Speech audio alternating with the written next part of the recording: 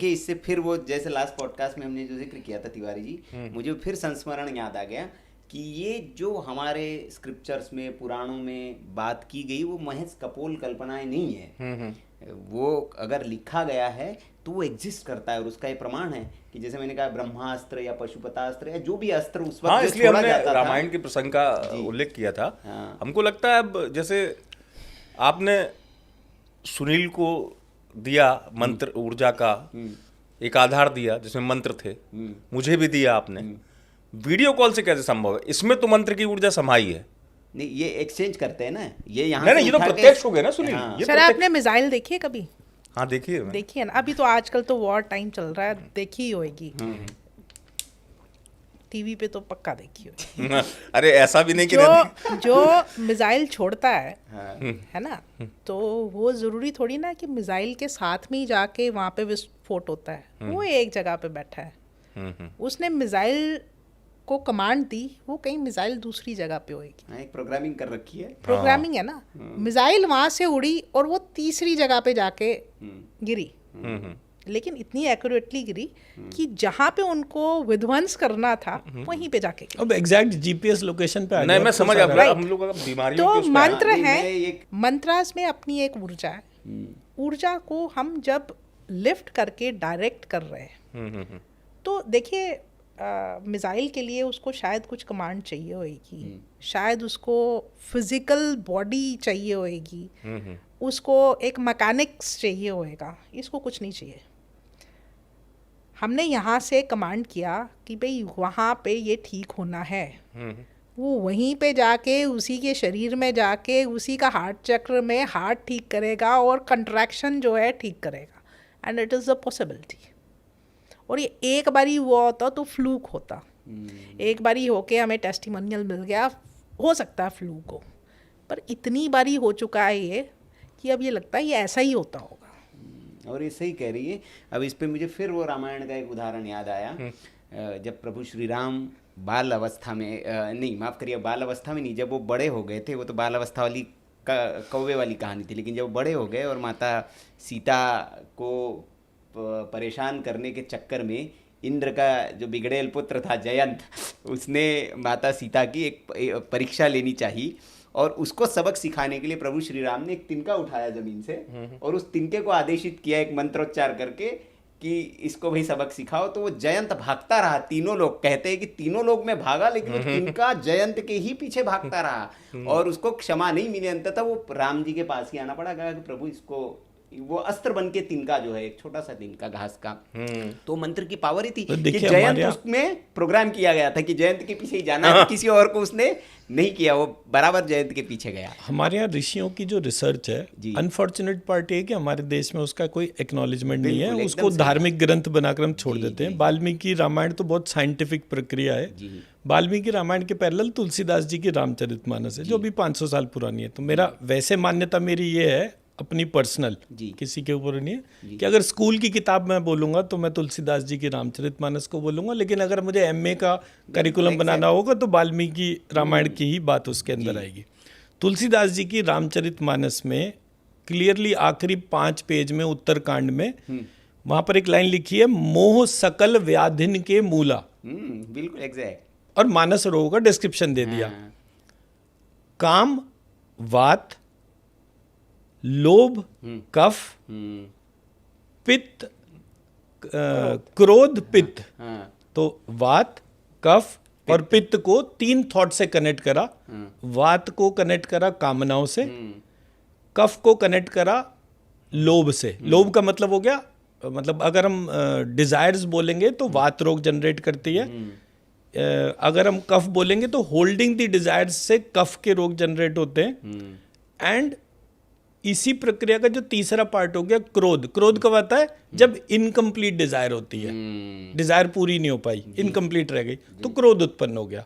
जब क्रोध उत्पन्न हुआ तो पित्त के रोग होने शुरू हो गए।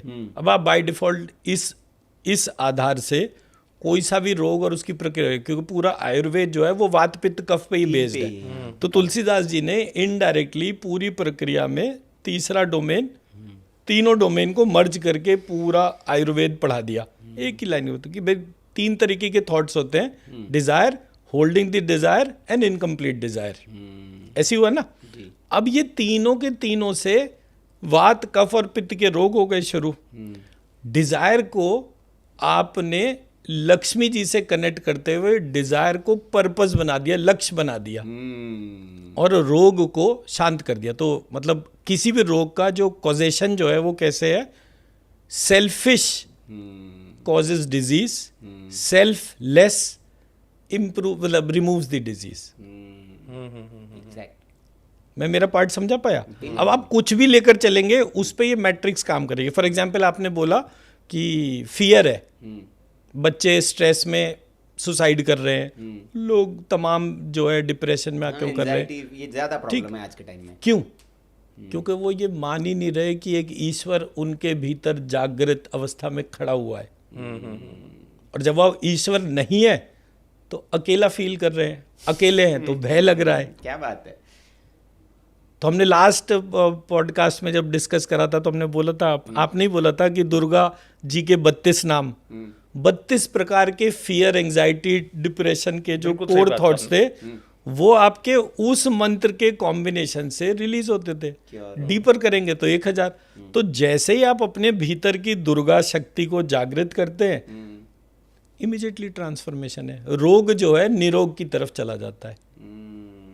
हम तो बहुत मतलब मेहनत करने के तौर पर हम तो ये बोलते हैं कि हर एक हॉस्पिटल में कंपलसरी होना चाहिए, जैसे हम श्रीम बीज मंत्र की बात कर रहे हैं तो लाल रंग का पेन और पेपर वहाँ पे अवेलेबल होना चाहिए। जितनी देर पेशेंट वहाँ पर गया हॉस्पिटल में, उतनी देर वहाँ पर लाल रंग के पेन से श्रीम लिखकर उस हॉस्पिटल की ईस्ट डायरेक्शन में उसको रख देना चाहिए। जो भी अटेंडेंट है पेशेंट के साथ में वो लिखना स्टार्ट कर दें, तो उस हॉस्पिटल में डेथ होनी ही कम हो जाएंगी, क्योंकि नेगेटिव एनर्जी है ना, स्पिरिटेड एनर्जी बढ़ रही है। एक मरा दूसरा भी मरे, उसी जगह लाइन लगती चले। आप सड़कों पे भी देखिए जहां पर एक्सीडेंट होता है, वहां पर एक एक्सीडेंट हुआ, एक व्यक्ति मरा, उसके बाद वहां पे लाइन लगनी शुरू हो जाती है। तो लोग क्या करते हैं, वहां पे कोई मंदिर बना देंगे किनारे पर, या कोई मजार बना देंगे, ये क्यों होता है? सिद्ध मूर्ति रख दी। वो क्यों है? इसलिए कि वो पैटर्न जो वहां पर फॉर्म हो रहा है वो बंद हो जाए, एक पॉजिटिव एनर्जी वहां आ जाए। राइट, एक ऐसी एनर्जी जो इस बात का विश्वास करे कि ईश्वर है, आस्तिक दर्शन। तो ये मूल प्रश्न जो है, एक तो दो प्रश्न है। एक तो ये कि पहले तो ये बीमारियां होती ही क्यों हैं, इसका उत्तर अगर आप दे पाए तो लोग मतलब उसी से बच जाए कि बीमारी ही ना हो। दूसरा ये कि जैसे आपने कहा कि नेता और तमाम लोगों में डायबिटीज, मैं जो मुझे जानकारी है कि आपका एक डायबिटीज मुक्त अभियान भी आपने शुरू किया, मधुमेह मुक्त भारत, मधुमेह मुक्त भारत एक अभियान है आपका। तो ये क्या है और कैसे ये काम करता है, और कितने लोगों को आप मुक्त कर पाए? हाँ, देखिए, आप सब लोगों के सहयोग और आशीर्वाद से जो है हमने एक बड़ा मुहिम इन टर्म्स ऑफ कि मंत्र चिकित्सा को जो अननोन डोमेन में था उसको नोन डोमेन तक लेकर आए जी। जब वो नोन डोमेन में गया तो लोगों ने उसको प्रैक्टिस करना शुरू करा, और हमारे पास